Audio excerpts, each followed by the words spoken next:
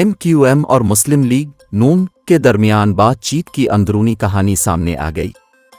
MQM ज़राए के मुताबिक तमाम जमातों ने इत्तेफाक किया है कि मुल्क एक और इंतखाबात का मुतहम्मिल नहीं हो सकता, और तमाम जमातों ने यह भी इत्तेफाक किया कि PTI के इनकार के बाद मुस्लिम लीग नून इन सब जमातों में अक्सरियत में है।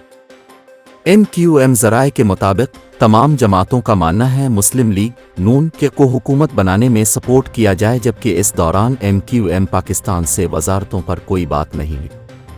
ज़राए का बताना है कि MQM की जानिब से नून लीग को अभी कोई वाज़े जवाब नहीं दिया गया है और पार्टी ने राब्ता कमेटी से मशावरत के बाद जवाब देने का कहा।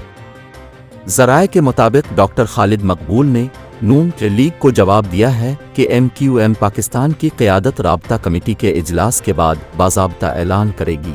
वजारतों और दीगर मामलात पर हुकूमत बनने के बाद बातचीत होगी।